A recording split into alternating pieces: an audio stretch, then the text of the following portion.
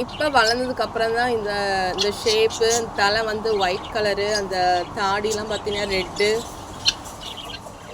இதெல்லாம் வந்திருக்கு. சின்னதில் பார்த்தீங்கன்னா நார்மல் கோழி குஞ்சு மாதிரி தான் இருக்கும். நீங்கள் வீடியோஸ் வேணால் போய் பாருங்கள், பழைய வீடியோஸு.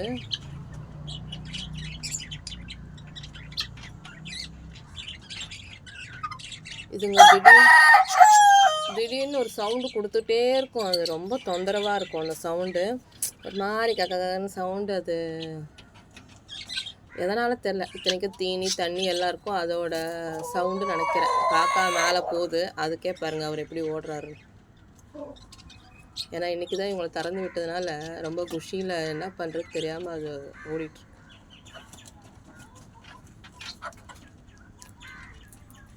பயந்து பயந்து உள்ளே போகுது, வெளியே வருது.